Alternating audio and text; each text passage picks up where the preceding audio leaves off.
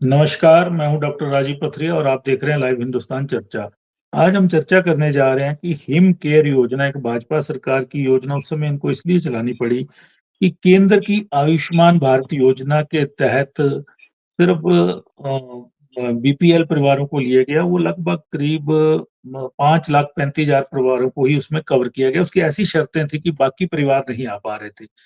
उसके बाद तब के स्वास्थ्य मंत्री अ, विपिन परमार और मुख्यमंत्री जयराम ठाकुर और अधिकारियों ने मिलकर एक योजना लाई, हिम केयर योजना, जिसके तहत परिवार के 5 सदस्यों को 1 साल तक ₹1,000 की प्रीमियम राशि पे 5 लाख रुपए तक का इलाज कैशलेस की सुविधा प्रदान की गई।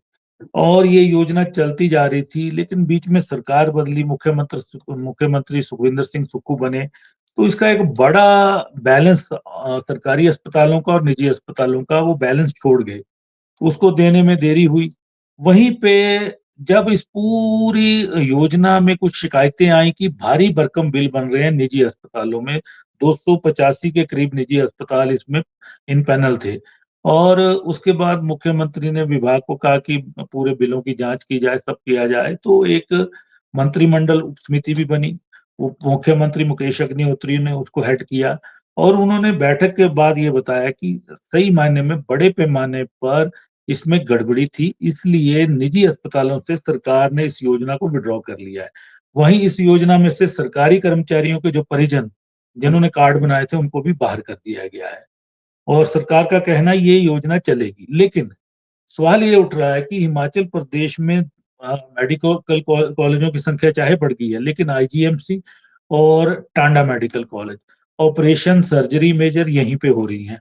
बाकी जगह पे अभी तक सुविधाओं का अभाव है और वो जनरल सर्जरी वगैरह जिला अस्पतालों पे हो रही हैं। ज़ाहिर है मुख्यमंत्री सुखविंदर सिंह सुक्खू ने कहा कि शायद अब लोगों को अब सरकारी अस्पतालों पे ही निर्भर होना पड़ेगा। और उन्होंने एक आरोप लगाया था कि जब से ये आयुष्मान योजना चली है, इसमें तकरीबन 45% की राशि निजी अस्पतालों में गई है और मशरूम ग्रोथ अधिकतर जगहों पे अस्पतालों की, निजी अस्पतालों की मशरूम ग्रोथ हुई है और तेज़ी से बढ़े हैं। और पिछले दिनों आयुष्मान भारत योजना में भी कुछ घोटाले हुए, प्रदेश में भी ईडी के छापे पड़े और वहाँ पे जो वो बैंक डिटेल और दस्तावेज ले गए हैं, उसमें हिम केयर योजना के भी बिल हैं। तो ईडी शायद अपना दायरा इस तरफ भी बढ़ा दे, ये भी एक चर्चा चल रही है। वहीं पे ये भी कहा जा रहा है कि मुख्यमंत्री को चाहिए कि वो अपने विजिलेंस को इसकी जाँच, हिम केयर योजना में अगर गलत हुआ तो जाँच बढ़ानी चाहिए। लेकिन कुल मिलाकर जनता सफ़र करेगी इस सारी योजना में, क्योंकि निजी अस्पतालों में कुछ राजनेताओं के भी हैं, कुछ उनके समर्थकों के भी हैं, तो विजिलेंस अपना काम ठीक ढंग से नहीं कर पाएगी। तो आज हम इसी विषय पे चर्चा करने जा रहे हैं और हमारे साथ चर्चा में भाग ले रहे हैं विवेक शर्मा जी हैं, भाजपा के प्रदेश के वरिष्ठ प्रवक्ता हैं। डॉक्टर राजेश चांदना जी हैं, आम आदमी पार्टी के वरिष्ठ नेता हैं। प्रवीण शर्मा जी हैं, राजनीतिक विश्लेषक हैं। मनमोहन कटोच जी हैं, कांग्रेस पार्टी के वरिष्ठ नेता हैं। तो ये जो प्रवीण शर्मा जी, ये जो योजना थी, इसका लाभ लोग ले रहे थे और अब निजी अस्पतालों में बंद होने से इसका प्रेशर कहीं न कहीं हमारे 2 मेडिकल कॉलेज और कुछ ज़ोनल हॉस्पिटल जहाँ पे सर्जरी वगैरह होती है, वहाँ पे बढ़ जाएगा अचानक। और आईजीएमसी की हालत ये है कि सीटी स्कैन भी कराना होगा तो 3 महीने बाद की डेट मिलती है। एमआरआई करानी हो तो 5 माह बाद की डेट मिलती है। सर्जरी करानी हो, वो भी ऐसा ही समय मिलता है। तो कैसे झेल पाएँगे इस चीज़ों को? अगर भ्रष्टाचार हुआ है, वहाँ पे गड़बड़ी हुई है, तो सरकार उसको पकड़ने की बजाय सीधे इस योजना को बंद, निजी अस्पतालों में बंद करने पे क्यों आ गई? डॉक्टर साहब, जैसे कि आपने कहा कि आयुष्मान योजना जो केंद्र सरकार लेकर आई थी, आयुष्मान भारत, जो जो वर्ग उस योजना में कवर नहीं हो रहे थे, उन वर्गों को कवर करने के लिए हिमाचल प्रदेश सरकार वर्ष 2019 में हिम केयर नाम से एक योजना लेकर आई। निश्चित रूप से इस योजना से हिमाचल प्रदेश के लोगों को बहुत ज़्यादा बेनिफिट मिला, क्योंकि जहाँ अ, 5 लाख रुपए का इलाज जो था, वो कैशलेस हो रहा था। और इस तरह की सुविधा पहले हिमाचल प्रदेश में नहीं थी।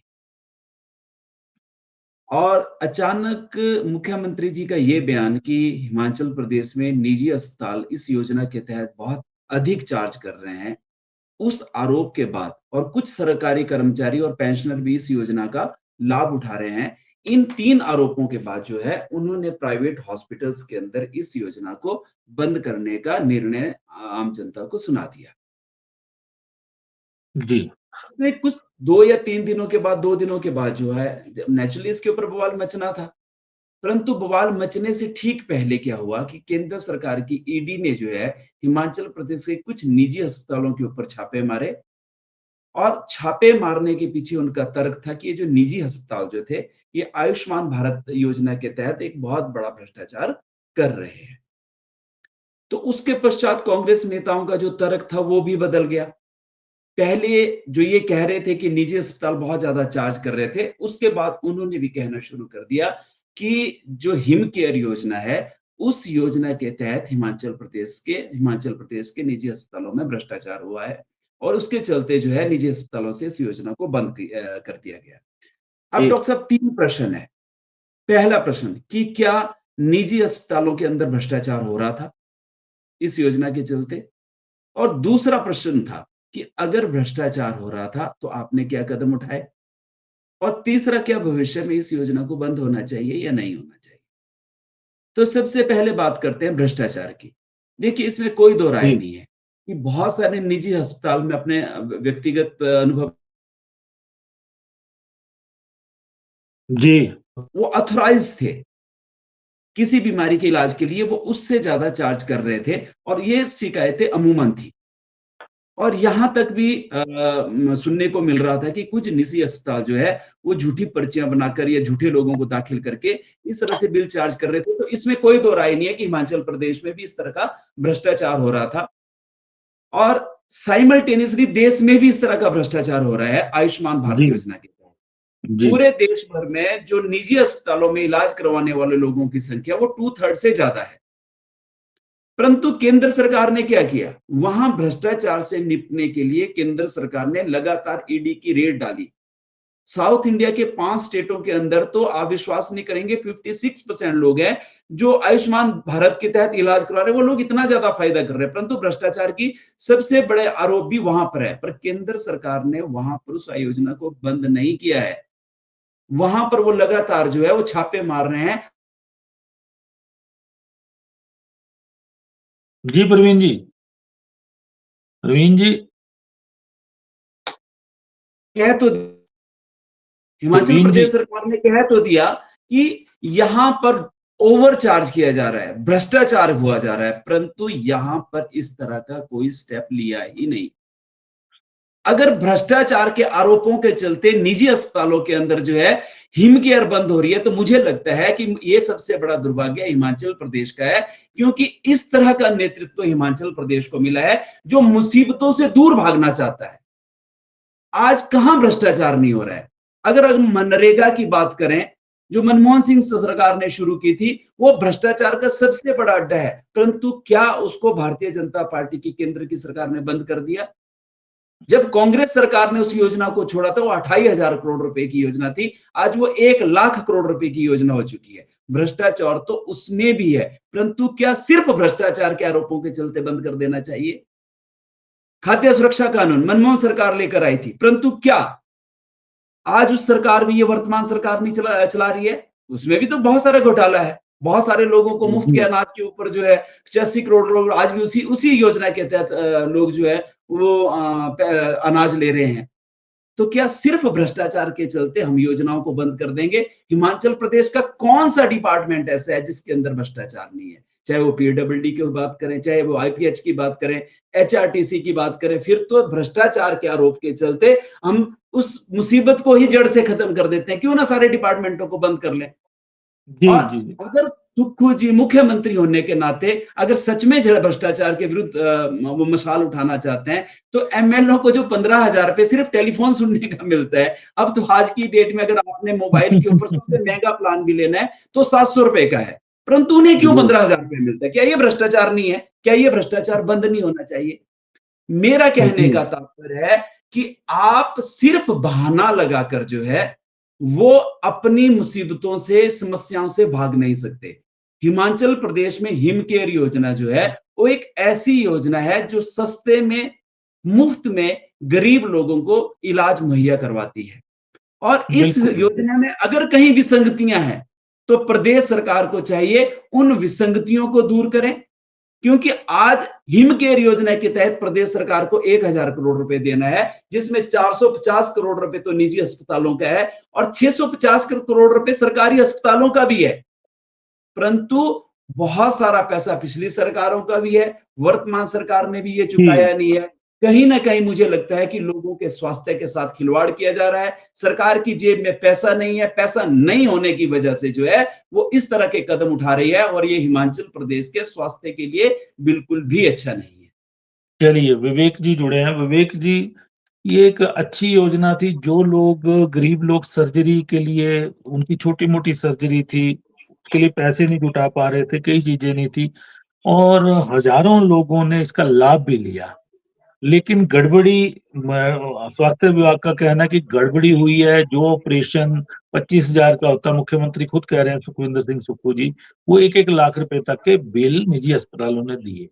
तो इस योजना में खामियाँ रही। उन्होंने कहा कि जयराम ठाकुर की सरकार ने उनकी सरकार ने इसको योजना को बनाती बार ढंग से नहीं बनाया। वो बात जायज़ भी है, लेकिन सुक्खू जी उस कमी को दूर कर सकते थे, बजाय निजी अस्पतालों से विथड्रॉ करने के। क्योंकि जैसे इंश्योरेंस कंपनियों का पैकेज होता है हर हॉस्पिटल के साथ कि फलाँ ऑपरेशन इतने रुपए में वो करेंगी। तो इस योजना में भी बाँध दिया जाता है एक मेडिकल एक्सपर्ट्स की टीम के साथ कि फलाँ ऑपरेशन है, उसका इतना ही पैकेज है और इतना ही पैसा मिलेगा निजी अस्पताल को भी और सरकारी को भी। तो वो कमियाँ रही हैं। लेकिन अब लोगों को परेशानी ये आएगी और हमारे स्वास्थ्य संस्थान इस लायक नहीं है सरकारी कि वो इतनी बड़ी आबादी को 7.5 लाख से ज़्यादा कार्ड बने हैं ये इसके, तो और परिवार कितने होंगे या लोग कितने होंगे, तो इनको कैसे झेल पाएँगे हमारे सरकारी हॉस्पिटल? लोगों की दिक्कतें बढ़ जाएँगी। जी, विवेक जी। डॉक्टर साहब, राजनीति में जो व्यवस्था और भ्रष्टाचार है, वो एक दूसरे के पूरक हो गए हैं। ये सत्यता है, इसे हम झुठला नहीं सकते। और वर्तमान सरकार ने जो तरीके अडॉप्ट किए हैं, मैं बताऊं, हमीरपुर सर्विस सिलेक्शन बोर्ड में भ्रष्टाचार का मामला आया, उन्होंने सर्विस सिलेक्शन बोर्ड बंद कर दिया। आपदा के वक्त क्रशर्स का मामला आया, इन्होंने क्रशर्स बंद कर दिए, नीति नहीं बनाई।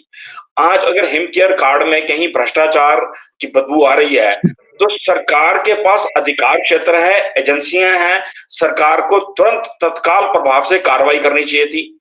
ऐसे अस्पतालों के लाइसेंस कैंसिल करने चाहिए थे, ऐसे चिकित्सकों के भी लाइसेंस कैंसिल करने चाहिए थे। क्योंकि वास्तु ये है, मैं आपको बताऊं, मैं खुद हेल्थ सेक्टर से जुड़ा रहा हूं। हेल्थ सेक्टर में जो भ्रष्टाचार है ना, वो इन्वेस्टिगेशन, जो पेशेंट जाता है, जी, पर्ची बनवाता है, खून की जांच या पेशाब की जांच से भ्रष्टाचार शुरू होता है और दवाई लिखने तक ये भ्रष्टाचार कायम रहता है। इसके ऊपर एक नीति बनाने की आवश्यकता है। और अगर अपने आप को प्रदेश सरकार सक्षम नहीं समझती थी, तो केंद्र एजेंसियों से सहयोग मांग सकती थी। जैसा अभी जी, प्रवीण जी ने कहा कि भ्रष्टाचार उनको आयुष्मान में मिला, तो उन्होंने सख्त कार्रवाई की। ठीक है, प्रदेश सरकार के कुछ सीमित संसाधन हैं, इसके लिए एक इन्वेस्टिगेशन एजेंसी की जरूरत है। जैसे शराब की नीति के ऊपर, शराब को कंट्रोल करने के लिए इन्होंने एक्साइज और जीएसटी को अलग अलग किया है, पिछले कल ही किया है कैबिनेट में। ठीक है ना, मेडिसिन के ऊपर ड्रग अथॉरिटीज काम करती हैं, अपराध के ऊपर पुलिस काम करती है। अगर मान लो किसी पुलिस थाने में कोई वो प्रॉपर काम नहीं कर रहा, तो क्या आप थाने बंद कर देंगे? ये उपयुक्त नहीं है। और उसके बाद जो उप मुख्यमंत्री मुकेश अग्निहोत्री जी का बयान आया, उनकी उप समिति की जो सिफारिशें आई, जिसमें उन्होंने कहा कि हम इसे पुनर्निरीक्षण कर रहे हैं। अरे भाई, पुनर्निरीक्षण तो पहले करने की आवश्यकता थी। और अगर कोई पैसा खड़ा भी है देने के लिए, या उस पैसे का अभाव व्यक्त हो रहा है, तो आपको नीति आयोग की बैठकों में जाकर ये मामले उठाने चाहिए थे। जी। मीडिया ट्रायल्स करके आप समस्याओं का समाधान नहीं निकाल सकते। ये प्रदेश सरकार को समझने की जरूरत है। सत्यता ये हो गई है कि you scratch my back, I will scratch your back. ये हकीकत है राजनीतिक व्यवस्था में। करप्शन इतनी ज्यादा है, मैं बताऊं, जो हमारे क्षेत्र बॉर्डर एरियाज के साथ लगते हैं, चाहे पठानकोट वाला हो, चाहे ऊना के हो, चाहे हमारा कांगलका वाला, सोलन वाला, बद्दी वाला क्षेत्र हो, यहाँ पर विजिटिंग डॉक्टर्स आते हैं। दे केम फ्रॉम द जी, आउटसाइड, और वो यहाँ आकर के दबा करके भ्रष्टाचार करते हैं। और यहाँ पर उनकी सेटिंग्स है निजी अस्पतालों के साथ, अस्पताल यहाँ खोल रखे हैं। अभी ऊना का एक मामला आया है इसी में, जो ईडी ने रेड की है। वो नंगल में जी हॉस्पिटल चलता था और एक हॉस्पिटल पहले और महतपुर में खोल रखा था, बॉर्डर से इस तरफ और उस तरफ 10 किलोमीटर के रेडियस में। और दूसरी ओर हेल्थ इश्यूज इतने भयंकर हो गए हैं। परसों की एक रिपोर्ट है, जिस रिपोर्ट में कहा गया है कि भारत में कैंसर पेशेंट्स में हिमाचल दूसरे नंबर पर आ गया है, जबकि हमारे पास इसके ट्रीटमेंट के लिए तो ओपीडीज नहीं है सरकारी सेक्टर में। और जी निजी अस्पतालों में तो जो इन्होंने स्कीम बंद की है वो तो की है, इवन आईजीएमसी में भी उन्होंने एक्सेप्ट करना बंद कर दिया है। वहां पर दवाई या कोई इंस्ट्रूमेंट अगर चाहिए, खरीदने के लिए चाहिए, यहाँ तक कि डेक्सेस की बॉटल्स, जो ग्लूकोज जिसको हम कहते हैं, वो भी वहां उपलब्ध नहीं हो पा रही हैं। ये अत्यंत चिंता का मामला है। सरकार को रिव्यू करना चाहिए। हर चीज का समस्या का समाधान बंद करना नहीं है कि आप उसको जी बंद कर दी। जी, लेकिन विवेक जी, एक दिक्कत आ रही है क्योंकि सरकार के पास विजिलेंस एजेंसी है, बहुत बड़ी एजेंसी है और अधिकतर वो खाली बैठी रहती है। बड़ा दायरा है, हर जिले में विजिलेंस थाना भी है। तो सरकार क्यों नहीं इसको दे रही? कारण यही है कि जो मशरूम ग्रोथ इस योजना के बाद हुई है हॉस्पिटल्स की, उसमें भाजपा के भी नेता हैं और कांग्रेस के भी नेता शामिल हैं। इसलिए उन तक जांच की आंच ना पहुंचे, इसलिए बेहतर मुझे लग रहा है कि मुख्यमंत्री सुक्खू जी ने समझा कि इस योजना को निजी क्षेत्र में बंद ही कर दिया जाए। मैंने पहले कहा कि ये नहीं चलेगा। You scratch my back, I will scratch your back. ये योजनाएं जो है ये आम जनता के प्रति उत्तरदायी हैं, ना कि राजनीतिक व्यवस्था के प्रति। अगर कोई भारतीय जनता पार्टी का कोई व्यक्ति इसमें इन्वॉल्व पाया जाता है या किसी भी राजनीतिक दल का पाया जाता है, उसे क्षमा नहीं करना चाहिए। तुरंत प्रभाव से सरकार को बताना चाहिए। और मैं तो कह रहा हूँ अस्पताल के लाइसेंस के साथ साथ प्रैक्टिसिंग डॉक्टर का लाइसेंस भी कैंसिल करना चाहिए। तो वो एक जिम्मेदार व्यक्ति है। अगर एक जिम्मेदार व्यक्ति ऐसे क्योंकि भारत में, मैं मुझे बात कहने में कोई आपत्ति नहीं है, भारत में चिकित्सा के क्षेत्र में लोग जब जाते हैं तो सेवा भाव से नहीं जाते, वो पैसा कमाने की दृष्टि से जाते हैं। सेवा हमारे देश में नहीं रही है। तो ऐसी परिस्थितियों में नकेल क्यों नहीं कसती सरकार? सरकार के पास अधिकार है। और हम तो कह रहे हैं अगर विजिलेंस एजेंसियों को वो सक्षम नहीं समझती है तो कम से कम केंद्र की एजेंसियों को हैंड ओवर कर दे केस। लेकिन मुख्यमंत्री निर्णय ले, ये उपयुक्त विषय नहीं है कि मुख्यमंत्री बोले स्कीम बंद कर देंगे। मैंने कहा फिर थाने भी बंद कर देंगे। जी, चलिए मनमोहन जी जुड़े हैं हमारे साथ। मनमोहन जी, स्वास्थ्य और शिक्षा, महात्मा गांधी जी ने भी कहा था, बड़े दार्शनिक लोग, राजनेता लोग सब कहते हैं कि ये निःशुल्क होनी चाहिए। और भारत का दुर्भाग्य है कि ये दो चीजें भारत में इतनी महंगी हैं और निजी क्षेत्र में है, सरकारी क्षेत्र में भी है, वहां पे भी इसके दाम चुकाने पड़ते हैं। मुख्यमंत्री बंद करने की, जैसा कि विवेक जी ने कहा है कि जो चीज आती है उसको बंद कर दो, बंद कर दो, इस राह पे चले हुए हैं। अब निजी क्षेत्रों में बजाय उनकी जांच करते, अगर इतने बड़े मामले आए हैं और इतना पैसा गया है, अभी भी 150 करोड़ रुपए निजी अस्पतालों का बकाया है। सरकार ने वो रोक के रखा है। सरकार के पास शायद संसाधन भी कम है। तो सरकार जिनका पैसा रोक के रखा है उससे पहले कि इंक्वायरी तो जनरेट करे, मामले दर्ज करे। अगर मरीजों के साथ और सरकार के पैसे के साथ खिलवाड़ किया हुआ है, सीधे बंद करना किसी भी समस्या का समाधान नहीं है। मनमोहन जी, वैसे जो आज जो इशू है, जो मुद्दा है, जैसे आपने शुरुआत में कहा कि महात्मा गांधी की भी सोच थी और ये हर देश का मानना है कि शिक्षा और स्वास्थ्य सुविधाएं जो है वो फ्री में होनी चाहिए। और देश में इसकी पहल लंबे समय से की जा रही है। और आयुष्मान के तहत जिस तरह से हिमाचल प्रदेश हो या पूरा देश हो, उसमें पैसा वितरित किया गया, उसी तरीके से हिमाचल प्रदेश को 53 करोड़ रुपए सालाना देने की एक बात रखी गई थी। लेकिन 53 करोड़ रुपए में अंशुमान जो योजना थी उसमें सिर्फ और सिर्फ 1/4 ही परिवार फायदा ले पा रहे थे। हिमकेयर जब चला तो पूरे हिमाचल प्रदेश के लोगों को एक राहत मिली कि हमें शायद फ्री में जो स्वास्थ्य सुविधा है उसमें हमें फैसिलिटी मिल पाए। और प्राइवेट सेक्टर के जो हॉस्पिटल है, क्योंकि लोग, आप अमूमन देखेंगे कि लोगों का एक इंटरेस्ट रहता है कि प्राइवेट सेक्टर का जो हॉस्पिटल है उसमें सुविधाएं बेटर होने के कारण हम लोग उसकी ओर जाए। और हिमकेयर के जो कार्ड थे वो तुरंत, आप अभी हॉस्पिटल पहुंचे उससे पहले आप 1 मिनट पहले कार्ड बनवा ले रहे थे। जो विपक्ष का ये कहना है कि हिम केयर योजना को बंद किया जा रहा है, ये मैं कहूंगा कि इसको गलत तरीके से पेश किया जा रहा है, इसको बंद नहीं किया जा रहा।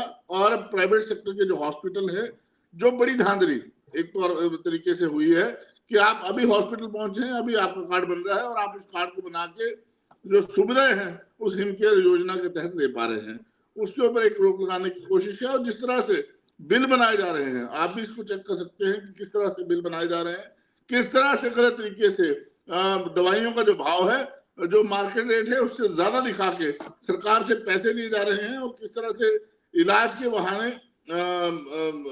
सरकार को भी चूना लगाने का काम किया जा रहा है, और जो आम आदमी है उसकी जेब पे भी एक डाका डालने का काम किया जा रहा है। ये प्राइवेट हॉस्पिटलों की एक नीति बन चुकी थी। इसके कारण ही ईडी का भी इसमें शामिल होना आपके सामने है। लेकिन मैं ये कहना चाहूंगा कि सरकार इसके ऊपर कदम उठाते हुए जो भ्रष्टाचार है उसको दूर करने की पहल कर रही है, ना कि हिम केयर योजना को बंद करने की बात कर रही है। नहीं, लेकिन मनमोहन जी देखिए, हिम केयर कार्ड बनने बंद हो चुके हैं काफी समय से, अब नहीं बन रहे हैं कार्ड, लोग आम शिकायत कर रहे हैं।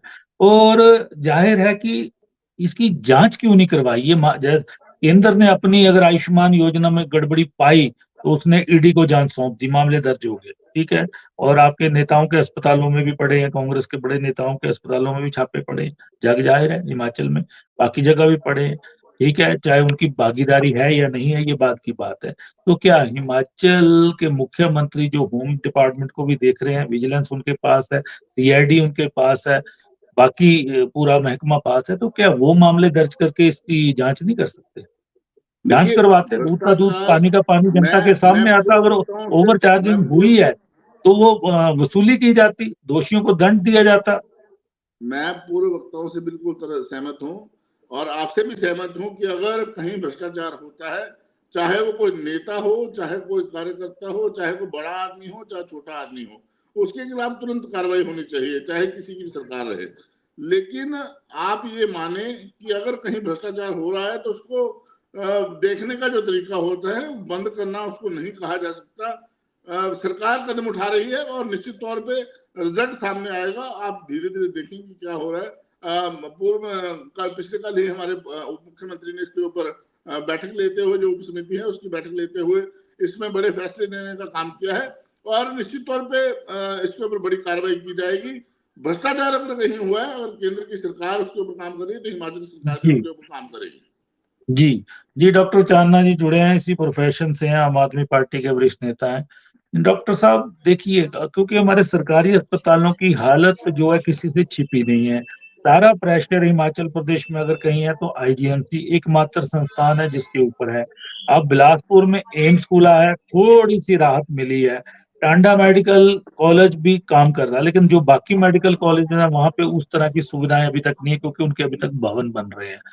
तो अब निजी क्षेत्रों में लोग इसलिए जाते थे कि आईजीएमसी में माना कि 4 माह बाद की ऑपरेशन की डेट दे दी, टेस्ट की डेट इतनी लंबी दे दी, तो निजी क्षेत्र का रुख करते थे लोग और हिम केयर का लाभ लेते थे।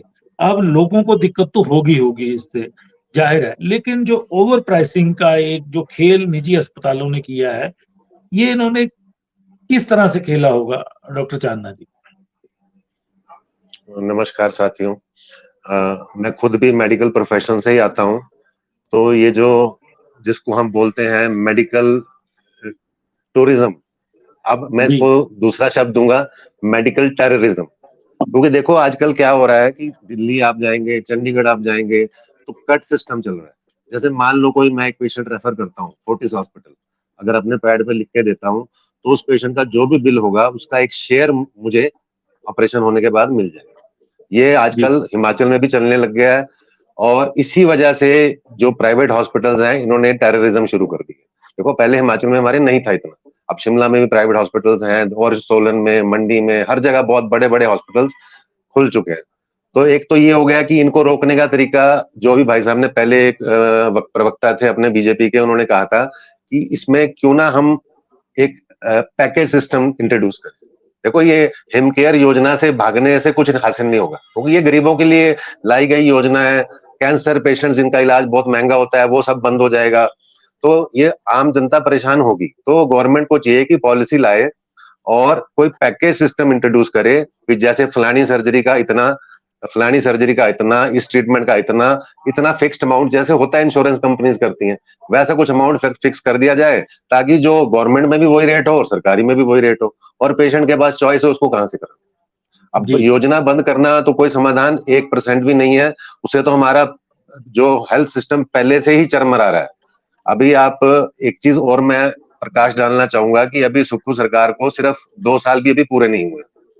तो पिछले साल कृष्णा लैब का ड्रामा हुआ, इनके कुछ बकाया राशि थी जिसकी वजह से करीब 15-20 दिन, महीना कृष्णा लैब्स बंद रही।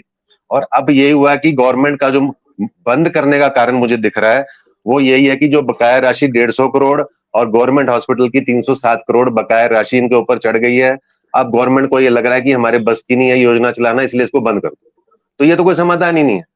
समाधान तो यही है कि इसको नए सिरे से वर्कआउट करो और जनता के हित के लिए यही जो मैंने बताया कि पैकेज सिस्टम बनाया जाए जिससे कोई भी लूटपाट बंद हो जाए। और दूसरा एक और भी बड़ा इंपॉर्टेंट मुद्दा है कि जो हेल्थ जो चलो है ही है, अब जो आयुष्मान भारत है उसमें भी मैं देख रहा हूँ कि भ्रष्टाचार हो रहा है, वो भी खुला चल रहा है, यहाँ पे भी चल रहा है हर जगह, क्योंकि आयुष्मान कार्ड के यहाँ पे भी बहुत सारे मेरे खुद के घर के लोग हैं जो आयुष्मान कार्ड जिनके बने हुए हैं। तो मैं देख रहा हूँ कि जिनके कार्ड होते हैं वो डॉक्टर अंधाधुंध दवाइयां लिख रहे हैं। मतलब मेरी मदर पीछे एडमिट थे तो जो दवाइयों की जरूरत नहीं थी महंगी महंगी दवाइयां लिखते जा रहे थे, हम तो चुपचाप लेते रहे क्योंकि कार्ड बना हुआ था। पर मेरे को ऐसा लगा कि शायद ओवर चार्जिंग हो रही है, मेरी मदर के साथ ही ओवर चार्जिंग हो रही है। मुझे ऐसा लगा कि जो इलाज मेरी मदर का 50,000 में किया इन लोगों ने वो शायद 20-30 में भी हो सकता है। तो ये चीजें तो हो ही रही हैं कि कुछ ना कुछ सेटिंग है अंदर जो चल रही है। तो ये सरकार को चाहिए कि इसको थोड़ा सा कंट्रोल करे, और किसी भी समस्या से भागना हल नहीं है। बहुत बहुत धन्यवाद। जी जी मनमोहन जी, इन्होंने एक बात ठीक की कि पिछले साल कृष्णा लैब का भी आया जिसके साथ कॉन्ट्रैक्ट है गवर्नमेंट का, और उस समय भी डिपार्टमेंट से एक बयानबाजी करवाई गई कि इनकी सेवाओं की शिकायतें हैं, त्रुटियां हैं इनकी सेवाओं में, उनकी पेमेंट क्योंकि दे नहीं पा रहे थे। और ये डॉक्टर साहब ने ठीक मामला उठाया कि कहीं ना कहीं जो खजाना खाली है उसका असर तो नहीं पड़ रहा योजनाओं पे, इनको बंद कर दो। देखिए खजाने खाली का असर दिख रहा है कि भुगतान करने हैं, पैसा है नहीं है, टाल दो, समस्या को फिलहाल टाल दो कुछ समय के लिए, ये चीजें तो चल रही है कहीं। देखिए टाल मटोल से तो सरकार चलती नहीं, कोई भी सरकार है उसको फैसले लेने पड़ते हैं। और यहाँ तक खजाना खाली होने की बात है, मैंने पहले कहा कि 53 लाख रुपए हिमाचल जैसे छोटे पहाड़ी राज्य के लिए आयुष्मान योजना के तहत रखा गया है। केंद्रीय मंत्री अभी नड्डा जी हैं और प्रधानमंत्री अक्सर कहा करते हैं कि हिमाचल प्रदेश मेरा घर है। तो कम से कम बीजेपी के जो लोग हैं उनको भी चाहिए कि अपनी जो केंद्र की सरकार है उससे कहें कि हिमाचल प्रदेश का जो आयुष्मान योजना का बजट है उसको बढ़ाया जाए। नंबर 2, मैं ये कहना चाहूंगा कि टाल मटोल, मैंने पहले कहा टाल मटोल से सरकारें नहीं चलती, फैसले लेने पड़ते हैं। उसके लिए सरकारों को उनकी छानबीन करने के लिए समय तो वक्त तो लगता है। और हिमकेयर योजना में फिर कह रहा हूँ कि बंद नहीं की जा रही है।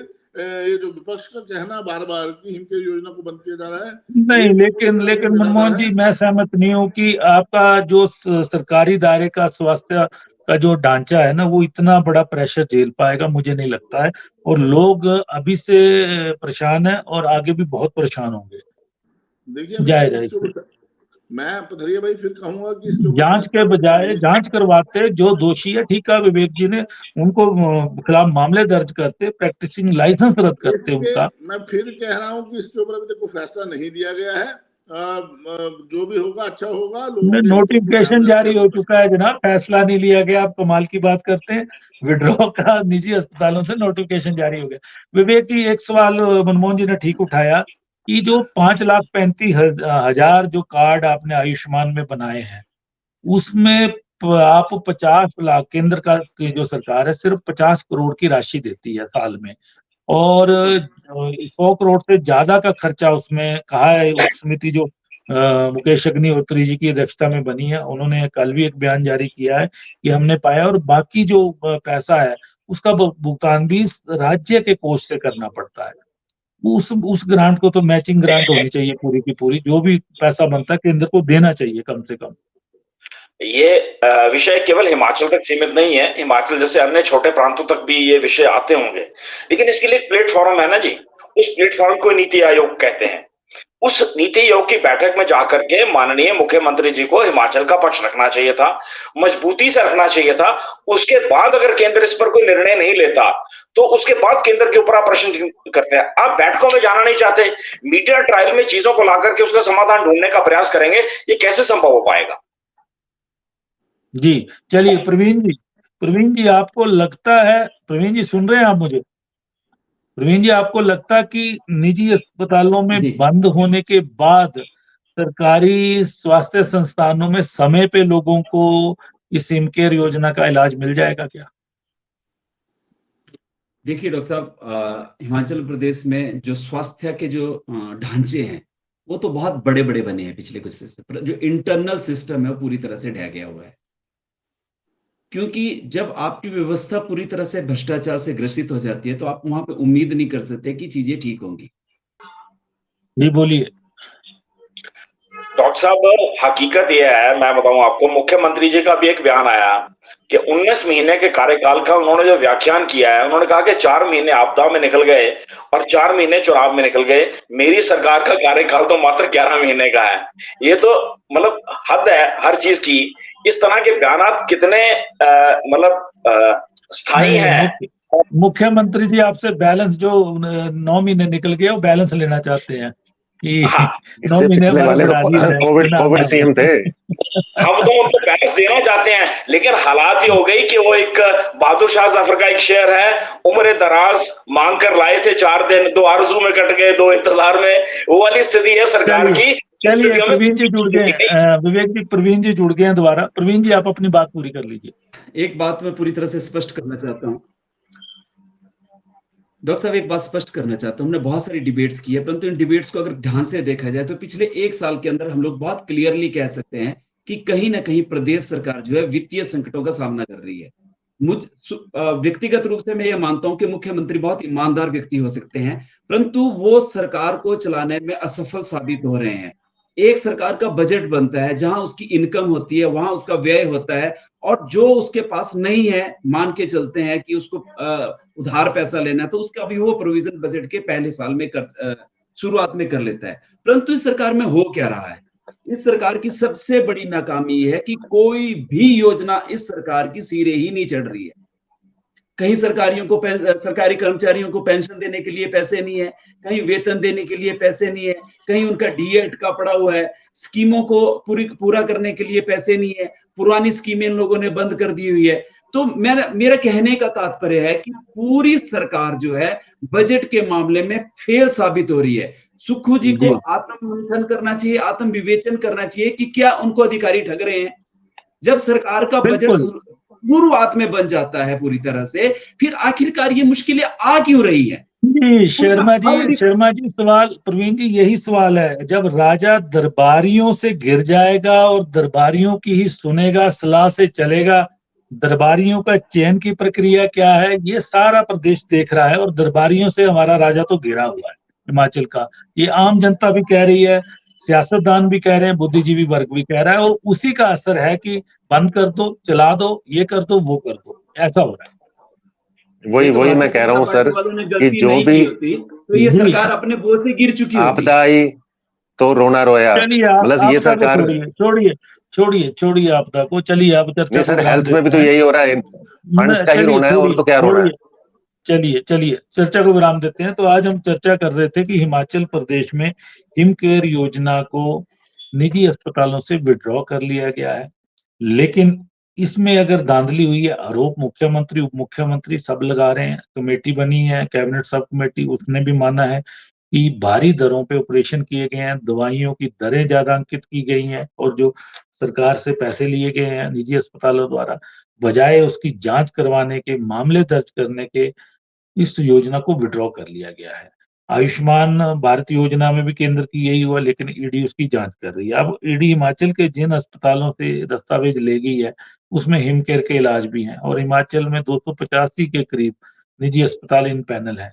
लेकिन बताया जा रहा है कि राजनेताओं का एक रसूख है, कुछ अस्पताल राजनेताओं के हैं, लैब्स राजनेताओं की हैं, और कुछ उनके समर्थकों की हैं, दोनों तरफ के हैं वो। इसलिए सरकार जांच से बच गई है, जांच नहीं करना चाहती, सीधे इसको विड्रॉ कर दिया गया है। वहीं पे ये भी मामला उभर कर आया कि जो वित्तीय देनदारियां ज्यादा हो गई हैं और सरकार के के खजाना खाली है, इसलिए उससे बचने के लिए ये पैंतरा अपनाया गया है। अब देखना है कि सरकारी अस्पताल कितना बोझ झेल पाते हैं हिमकेयर योजना के रोगियों का, क्योंकि वहाँ पे अभी तक सुविधाओं का बहुत बड़ा अभाव है। तो आज हमने इसी विषय पे चर्चा की, आप सबने चर्चा में भाग लिया, मैं आप सबका धन्यवाद करता हूँ।